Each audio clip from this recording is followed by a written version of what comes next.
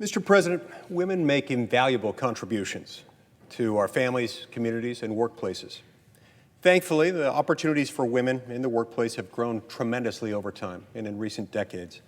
And there's no doubt that without exception or qualification, they should always be treated equally and receive equal pay for the same work as their male counterparts. This week, the Senate considered proceeding to a bill called the Paycheck Fairness Act, one that was directed at achieving this goal by addressing the gender pay gap. But if we truly care about supporting and empowering women in the workplace, it's important that we understand exactly what the pay gap is and what exactly it can tell us about women's experiences. So what is the pay gap? Well, first, here's a crucial distinction that we have to make between the unadjusted pay gap and the adjusted pay gap. When most people refer to the gender pay gap, they mean the unadjusted pay gap, or the comparison between the median man's pay and the median woman's pay based only on sex. According to this measure, the median earnings of women are 18% lower than men. But the unadjusted pay gap leaves out key pieces of the puzzle. In reality, there are many other factors that influence pay for individual men and women, such as industry, occupation, experience, education, performance, and in particular, family decisions. The adjusted pay gap does take these factors into account and turns out to be a much smaller number, a very different number than the unadjusted pay gap. When controlling for these factors and thus comparing men and women with the same jobs and qualifications, the pay gap falls to just 2%, which can arguably be explained by non-discriminatory factors like performance that other studies have not yet addressed. The pay gap before and after parenthood tells us something else that's key too. This measure suggests that women are paid less, not simply because they're women, but because of the family decisions they make, typically after having children. Women are far more likely to take on more of the caretaker responsibilities within their families and thus make work-related trade-offs that allow them to do so.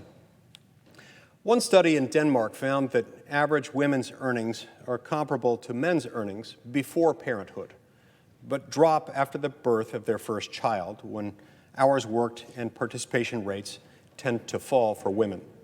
Another study by the Harvard Business Review found that women are more likely to make decisions to limit work-related travel, choose a more flexible job, slow down career pace, make a lateral move, or leave a job in order to accommodate family responsibilities. Ultimately, the pay gap seems to show, in large part, the particular choices and preferences of women in their career and family paths. So in light of this information, what would the Paycheck Fairness Act do? This bill would allow employees to sue businesses that pay workers different wages, even if the differences have nothing to do with the sex of the employee at issue. As a result, businesses would be forced to ignore the rest of the factors that influence pay, including merit, which is and should be the main determinant of earnings. It would instead enforce rigid collective pay scales that would reduce flexibility in benefits or hours, the very thing that employees want in the workplace.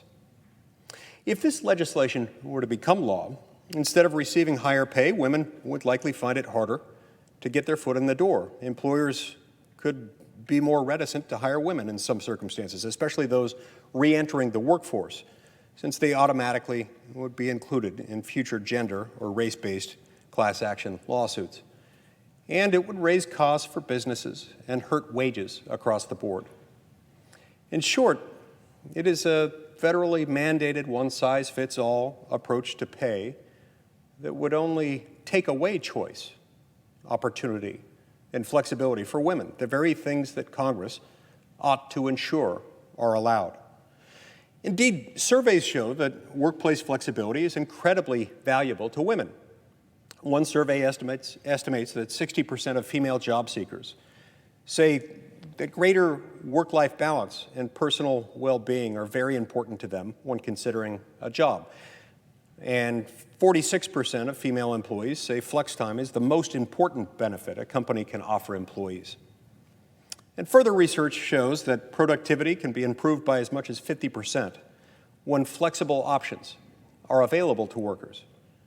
If we're to empower women and make it easier for them to increase their earnings, we should not be getting in the way of flexible options that can help. Thankfully, the rejection of the Paycheck Fairness Act this week proved that it's not the right approach. There is indeed a better path forward, Mr. President.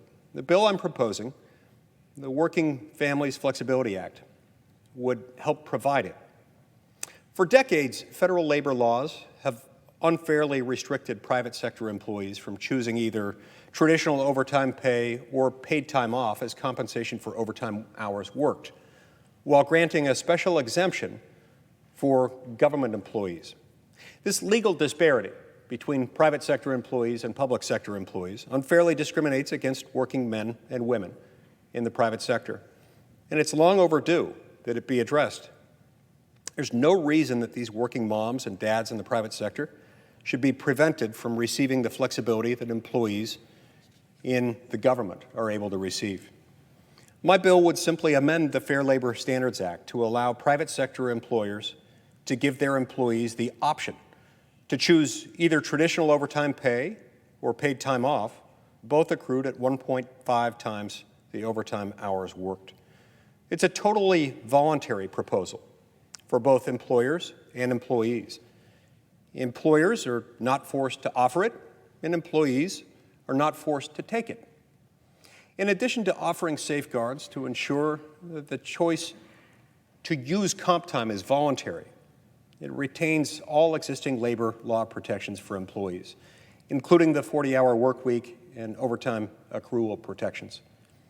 If we truly seek to empower women in the workplace, we ought to give them the freedom and flexibility to pursue the careers and the families they desire. The Working Families Flexibility Act would do just that, and I urge my colleagues to support it. This is something that we ought to adopt right now. This is something that federal law already allows for government employees, and we ought to end the discrimination against private sector employees. And for that reason, Mr. President, I ask unanimous consent that the Committee on Health, Education, Labor, and Pensions be discharged from further consideration of S-247, and that the Senate proceed to its immediate consideration. I ask unanimous consent that the bill be considered read a third time and passed, and that the motion to reconsider be considered made and laid upon the table.